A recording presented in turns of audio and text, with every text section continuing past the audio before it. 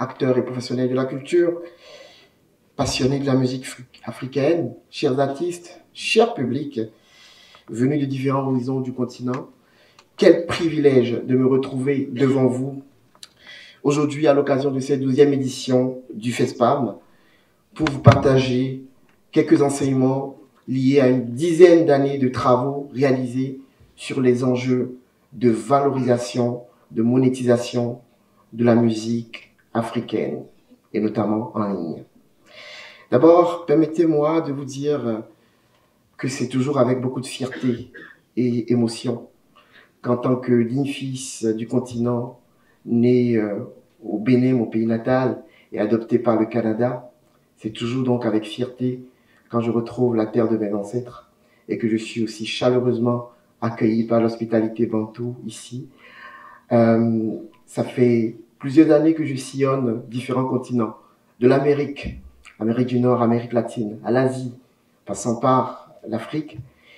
Et je peux vous dire aussi que de mémoire de conférencier, je n'ai jamais vu, lors d'un événement réuni au même endroit, autant de représentants, de décideurs politiques de haut niveau, membres d'un même gouvernement, ici présents. Et donc, je tiens à saluer l'engagement du gouvernement du Congo et le leadership culturel dont vous faites preuve, notamment pour défendre et valoriser votre patrimoine culturel. C'est tout à votre honneur et je tiens à le souligner.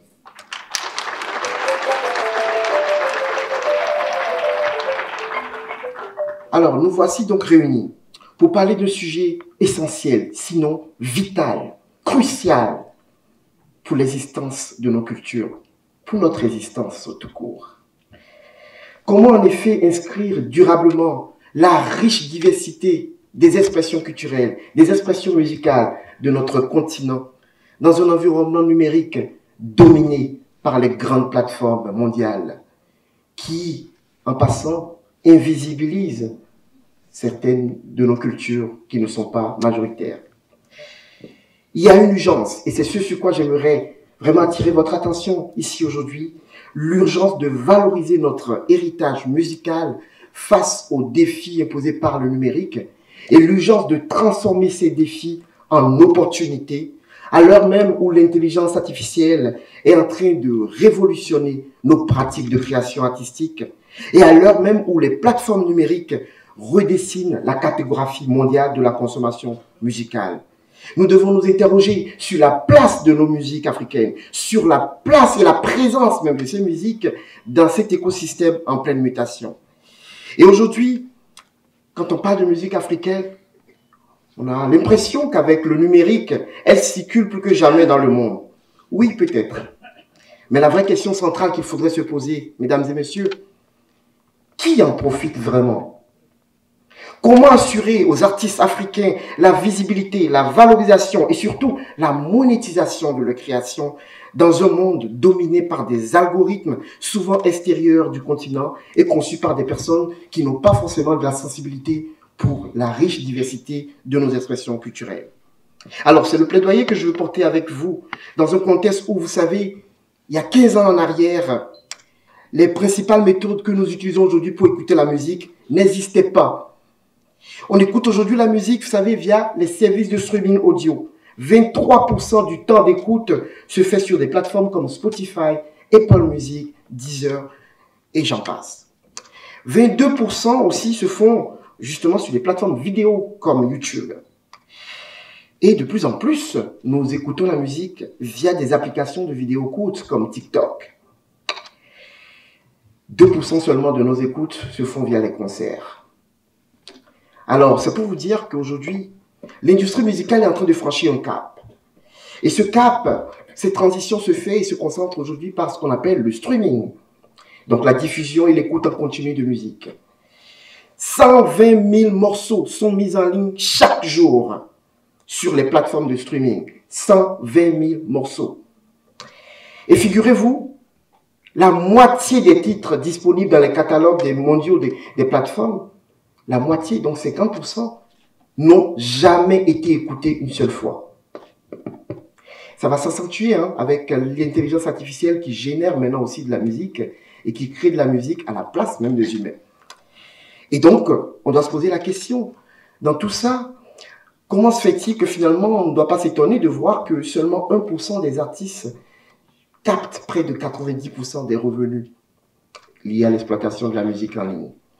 Et où sont nos artistes africains? Où sont nos artistes congolais? Où sont nos artistes béninois, sénégalais dans cet environnement? Est-ce qu'ils arrivent à tirer leur épingle du jeu?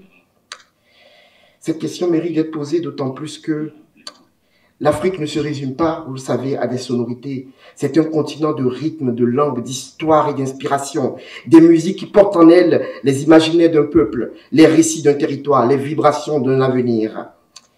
Et donc l'enjeu de préservation et de diffusion de nos cultures et de nos musiques, c'est un enjeu éminemment culturel, un enjeu de souveraineté culturelle, je dirais. Un enjeu aussi de survie identitaire. Et enfin, un impératif et une urgence économique. Alors aujourd'hui, notre défi est clair. Comment inscrire durablement, à travers des politiques publiques dignes de ce nom, cette richesse de l'écosystème numérique africain dans un environnement numérique mondialisé? C'est ce qui nous interpelle. Et je vous dirais aujourd'hui que quand vous prenez les plateformes mondiales comme Spotify, on peut être heureux et ravi, se réjouir de voir que l'Afrobeat, par exemple, cette musique venue du Nigeria, a été écoutée plus de 13 milliards de fois en 2022. On a des succès des Nigérians, des Sud-Africains avec le rythme amapiano qui illustrent parfaitement cette dynamique de marché musical africain en pleine extension.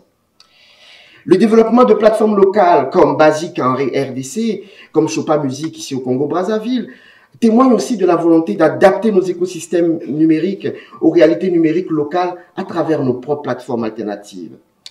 Cela dit, malheureusement, les bénéfices économiques ne sont pas encore à la hauteur du potentiel de valorisation de nos musiques. La musique congolaise, par exemple, si on en prend l'exemple, cumule aujourd'hui plusieurs centaines de millions de vues au total. Roga Roga, notre figure emblématique, donc la musique traditionnelle congolaise, qui va d'ailleurs se produire dans le cadre de ce festival, totalise à lui seul des clips à plus de 10 millions de vues. Des clips comme Bokoko, Fimbu ou encore Oyo Ezali. Et effectivement, on peut donner d'autres exemples. Vous avez aussi notre cher Fally Ipupa qui cumule par exemple plus de 530 millions d'écoutes sur Boomplay par exemple. Et cela démontre de l'appétit international qu'on peut avoir pour la rumba congolaise et les musiques bantou. Et il y a bien d'autres artistes. Quand on prend le top 5, par exemple, des artistes congolais les plus streamés sur Spotify, vous avez évidemment aussi le légendaire Koffi Olomide, avec plus de 198 millions de streams. Vous avez Ferrigola, vous avez Werason, vous avez Inosbe, que des talents, évidemment, qui investissent cet espace-là. Et je ne vous parle pas de toute la diaspora congolaise et la diaspora africaine, donc avec plein de talents et d'artistes qui, justement, jouissent de forte notoriété, y compris au-delà des frontières du continent. Et je veux juste nommer pour exemple quelques-uns comme Gims, Dadju, Aya Nakamura, tous ces artistes qui sont des icônes des musiques urbaines en Occident et qui justement sont très fiers et attachés encore à leurs racines africaines. Alors malheureusement, et je termine mon propos là-dessus, nous avions, même si nous bénéficions de cette possibilité d'avoir une accessibilité mondiale, avec des morceaux qu'on peut publier sur YouTube qui peuvent être partout visibles en quelques secondes. Malheureusement, le streaming numérique ne permet pas encore aujourd'hui aux artistes d'atteindre cette véritable ce véritable potentiel de découvrabilité. Je ne pourrais pas terminer mon propos sans vous parler de cette notion de découvrabilité. Peut-être que c'est la première fois que vous l'entendez. C'est une invention du Québec. Nous avons inventé des mots au Québec. Et découvrabilité, c'est quoi? C'est le potentiel d'un contenu d'être simplement découvert. Mais découvert par qui? Non pas par un public qui le connaît, mais plutôt par un public qui ne le connaissait pas. Quand vous cherchez une musique en ligne, quand vous cherchez un artiste, le nom d'un artiste en ligne, que vous tapez ce nom, que vous mettez un mot-clé, que vous trouvez, ça, c'est pas de la découvrabilité, c'est de la trouvabilité. Je cherche, je trouve. La découvrabilité, c'est justement la probabilité de me faire recommander un artiste, un contenu dont je ne connaissais aucunement l'existence. Donc, la vraie découverte. Et aujourd'hui, malheureusement, cette découvrabilité, elle est tributaire des algorithmes des plateformes, des algorithmes qui nous suggèrent et qui nous recommandent des contenus, et qui, malheureusement, ne nous recommandent pas assez des musiques africaines ou des artistes émergents, des talents bruts du continent que nous ne voyons nulle part parce qu'ils sont invisibilisés. Alors, même si on a de l'espoir avec des phénomènes tels que TikTok, qui constituent des tremplins majeurs pour les hits africains, même si on voit des chorégraphies virales qui boostent la visibilité de certaines musiques traditionnelles revisitées, il reste encore du chemin à faire parce que, malheureusement, en termes de rémunération et de monétisation, je vous donne juste un exemple, YouTube n'offre la fonction monétisation que dans 13 pays africains. La RDC et le Congo n'en font pas partie. En Afrique subsaharienne, seul le Sénégal en fait partie. Et c'est ce qui explique, par exemple, que des artistes comme, vous l'avez connu pour son fameux titre Coup du marteau, Tamsir, l'artiste ivoirien, qui pour 10 millions de vues au Sénégal, n'a touché que 971 €, alors qu'il aurait pu gagner 5 fois plus s'il était en Europe. Alors vous voyez cette disparité, ça s'explique par le fait que la majorité des pays d'Afrique n'ont pas justement accès à ces programmes de monétisation parce qu'on a des barrières à l'entrée même du système. Parce qu'on tient compte de considérations macroéconomiques en lien avec notre pouvoir d'achat, par rapport aux revenus publicitaires que nous ne pouvons pas assez engendrer ou générer. Et malheureusement, cela n'a rien à voir avec l'engagement, l'engouement du public africain qui ne demande qu'à consommer du contenu local, du contenu dans lequel il s'identifie. Et donc, je termine là-dessus mon plaidoyer pour dire que c'est surtout une affaire de politique et de prise de décision, de forte volonté politique. Parce qu'aujourd'hui, quand vous allez sur Deezer, une plateforme francophone, qui est francophile, nous avions fait l'essai de simuler des utilisateurs ou des amateurs, des mélomanes qui voudraient consommer de la rumba.